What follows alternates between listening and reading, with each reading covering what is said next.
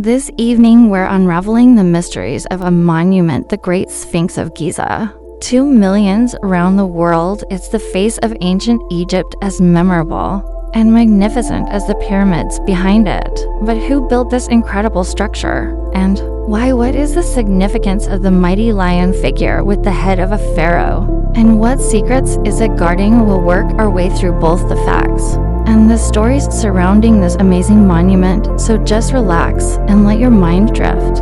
As we explore the sleepy history of the Great Sphinx of Giza, there are few civilizations that could rival the legacy of the ancient Egyptians in Northeast Africa, a kingdom spanning over 3,000 years. Their style and sophistication remains impressive to this day.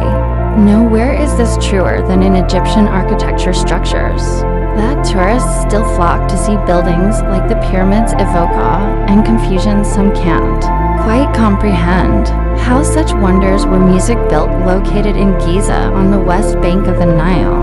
The pyramids have become emblems of ancient Egypt, as has the statue in the very same complex. The Great Sphinx of Giza, which we're exploring tonight, it's the oldest known monumental statue in all of Egypt and is familiar to millions across the globe. A giant limestone statue depicting a mythical creature. It has the body of a lion and the head of a pharaoh. It's an image that comes to mind for many people today. When asked to think of ancient Egypt, a magnificent creature sitting on its haunches like a guard dog. At the feet of the pyramids in Egyptian mythology, the Sphinx commonly takes the role of guardian and protector of what's sacred or royal. The Great Sphinx of Giza is the protector of the pyramids and the bodies of the pharaohs buried within them. However, when it was built, likely around 2500 BC, it wouldn't actually have been called a sphinx. That name wasn't used until 2,000 years later, when the Greeks likened it to a similar creature. It's unclear what name it was known by in the so-called Old Kingdom between 2700 and 2200 BCE. Also called the Age of Pyramids, it's during this time that the Sphinx was constructed. Later, though, in Egypt's New Kingdom era, it seems to have been known as Hormuk. This is a specific reference to the sun god Horus, translated into English as Horus of the Horizon. This was the name given on an inscribed plaque, the so-called Dream. Steadily as the epigraph became known, and the name of the god to whom a nearby temple was dedicated. Around the turn of the 14th century BCE, we'll come back to this later in the story, and learn how the sun god was linked to the statue. First, let's take our minds to the Old Kingdom and consider what we know about how the Sphinx was built. It's believed that it was commissioned by the pharaoh Khufu, who ruled sometime around the 26th century BCE. He was a ruler in Egypt's 4th dynasty, a golden age in the kingdom's history. Khufu reigned through a time of peace and prosperity. When Egyptian rulers sought to showcase their power, it's during the 4th dynasty that the pyramids were constructed, as well as many other monuments, including the Great Sphinx among his other building projects. Khufu is also responsible for the second largest of the 3 Great Pyramids. It was built to inhume his earthly remains, allowing his spirit to be reborn in the afterlife. The face of the Sphinx is thought to represent Khufu, matching other sculptures of the pharaoh from this time. He wears the famous headdress striped blue and gold with a cobra at the front representing divinity and music royalty. The Great Sphinx is what's known as a monolith, a large block of stone shaped into a monument. It's positioned at the east of the pyramid complex, facing directly from west to east.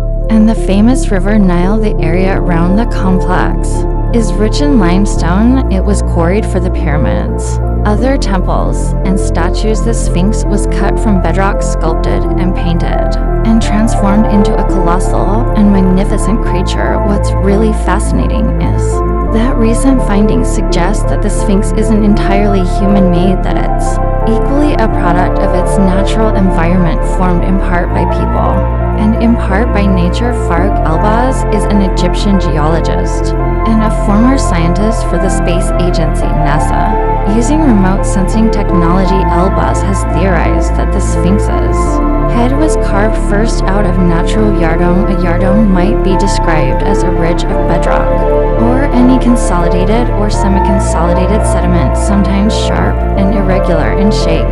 They're often positioned in desert locations where they're exposed to the force of strong desert winds. Music yardome are the result of wind erosion, which shapes the rock over many years. The wind itself becomes the sculptor and often produces shapes which have the appearance of animals. This argument has been echoed by Dr. Lee Frist, who published his findings in 2023 Music.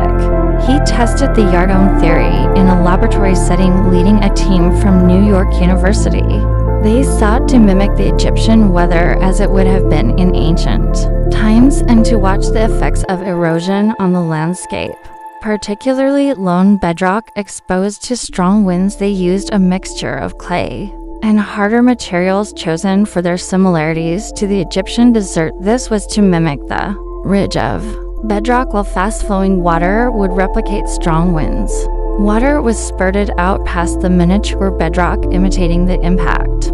That strong winds would likely have had technologies were utilized to study currents in the water and see how and where wind might have flowed around the bedrock. They watched as swirling currents formed what looked like a head from the harder material within the clay lump, and how it carved other features like a cat-like neck and paws extended at the front of a body. Each time the team repeated the experiment, it resulted in what looked like a mini yardome, and each yardome bore a resemblance to a cat-like animal seated on its haunches. Thus it seems plausible that the Great Sphinx itself was formed from a yardome sculpted by desert winds. Animals featured heavily in Egyptian mythology, so the Egyptians likely recognized the creature within the stone. Of course, a great many things still needed to happen before the yardome was transformed into a Sphinx-time effort. Manpower and resources and a huge amount of skill and expertise. Farouk al-Baz, whom we heard about earlier, put forward an argument about how the monument was built. He believes that first of all a moat was dug around the frame of the sandy yardome. This would add to the creature's height and form a deep recess round the statue. Stone from this recess was quarried and utilized to make the walls of an enclosure and a temple before the statue. Although neither the walls nor the Sphinx temple were finished, what was completed has proved useful to experts. It gave insight into initial construction and the movement of stone around the complex. Egyptologist Mark Leonard noted that there were alternating layers of hard and soft stone. These are visible around the Sphinx's body, but also on the stone that was used to make the temple. According to Leonard, these bends in the stone actually date back over 50 million years. Back then, the plateau was actually a lagoon, one with an abundance of fish and sea life over thousands of years. The bodies of these creatures became fossilized sediment on the lagoon floor. These were revealed to be distinctive limestone when the Earth's climate grew warmer and the sea's music retreated. Leonard argues that every block of stone has a unique set of fossils and markings. This geological fingerprint means that blocks can be traced back to the location from which they were taken. With the use of technology, we can see the plateau and yardome as they would have looked 5,000 years ago. We can follow the journey of each block of stone as it was moved by ancient Egyptians. Many details of the monument's construction have been lost to time, so this kind of insight is invaluable to experts.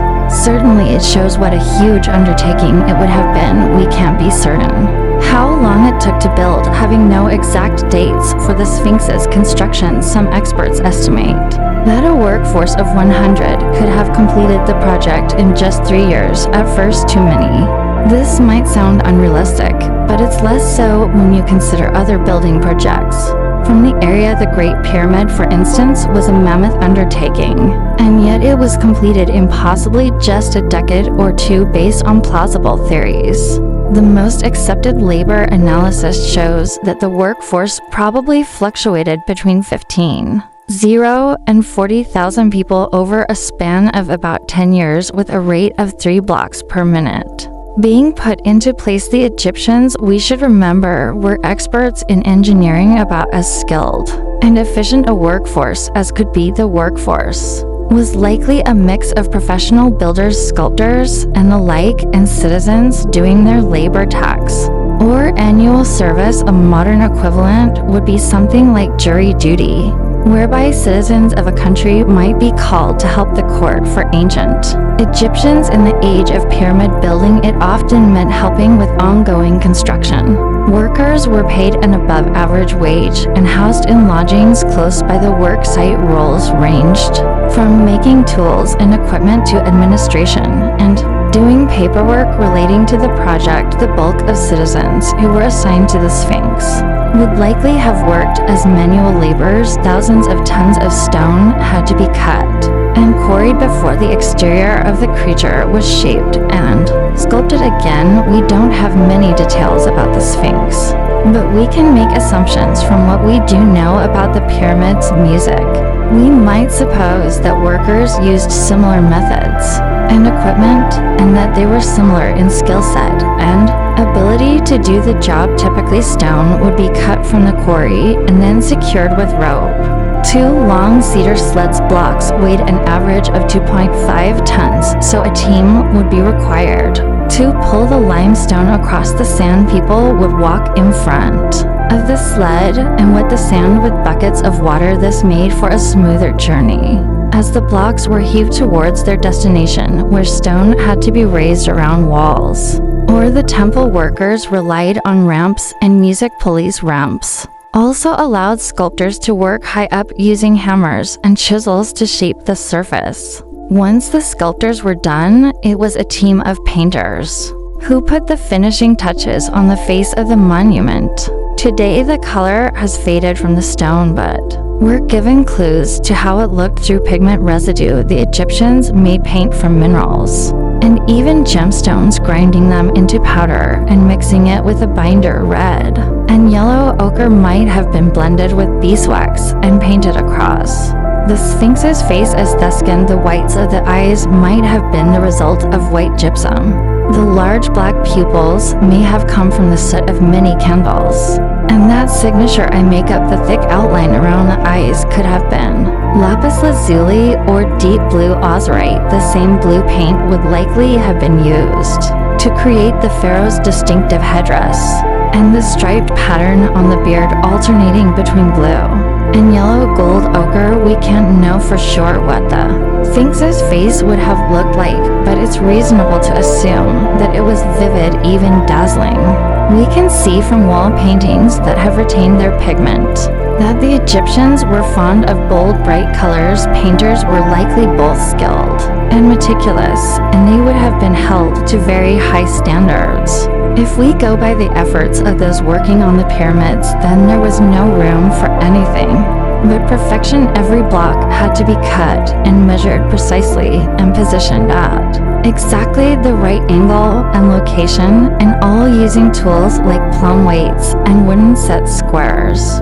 The best of what there was in the long distant past. We might say that it was the ancient Egyptians who paved the way for the Greeks to follow. In certain respects, they developed new techniques for surveying and building, devised mathematical rules and formula to ensure precision and stability. The accuracy of structures built throughout this age continues to amaze people today, especially when you consider the scale of this particular monument, which is estimated to weigh around 20 tons. It's 20 meters tall as measured from its base to the top of the headdress.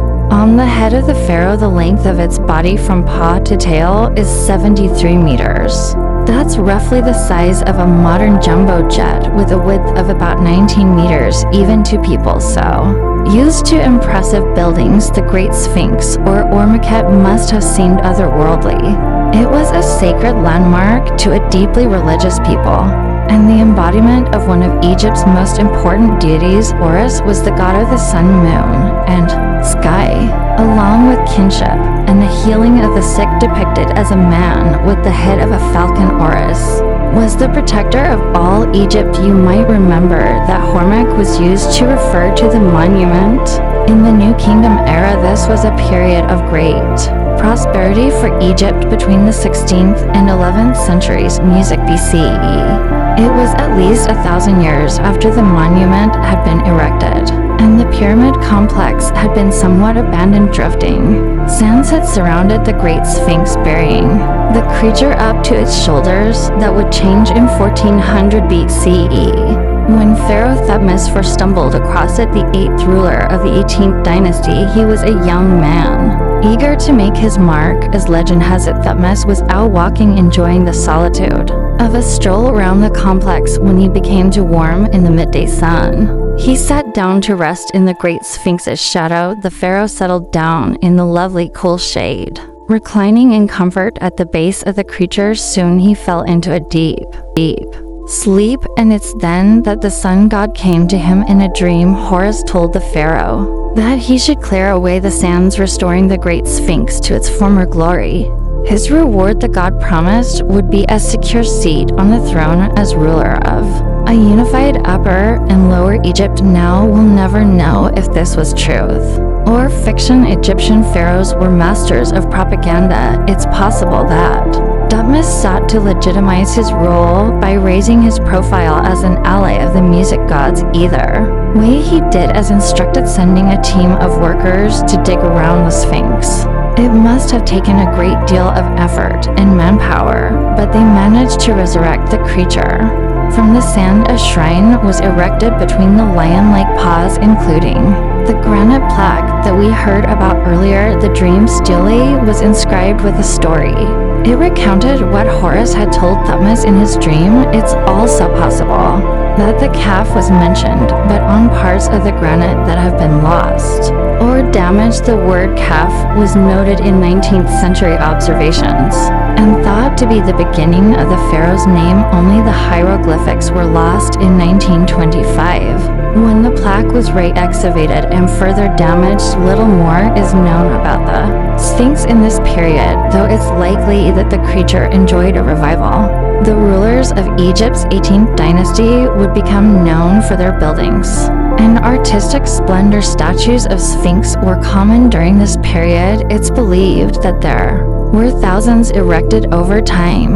Rulers like Hatshepsut, wife of Thutmose II, commissioned statues made in their own image. The Sphinx of Hatshepsut remains intact today, a pink granite masterpiece, 3 and 12 meters long. Though this, like other statues, as marvelous as they are, cannot be compared to the Great Sphinx of Giza. The ancient Greeks would travel to Egypt and marvel at the beauty of this pharaoh-headed lion. They heard stories from soldiers who had visited the region and read the accounts of writers who described what they had seen. As we've mentioned briefly, the title Great Sphinx was attributed to the monument by the ancient Greeks. A sphinx in Greek mythology was a similar creature with the body of a lion, often depicted sitting on its haunches, though typically it had the face of a woman and the wings of an eagle on its back.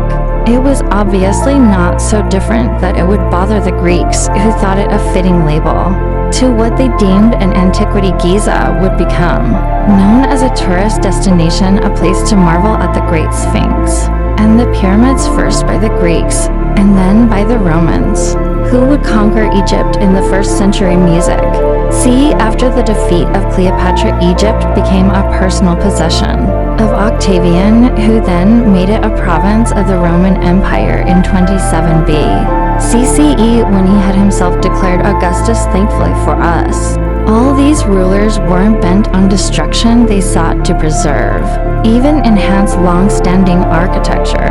The Sphinx was in need of care and attention, being part buried once again by the 1st century CE, but the Romans cleared the sand and uncovered the great statue in honor of their emperor, who at the time was Nero. Being adept builders themselves, the Romans also went further and worked to restore walls around the monument.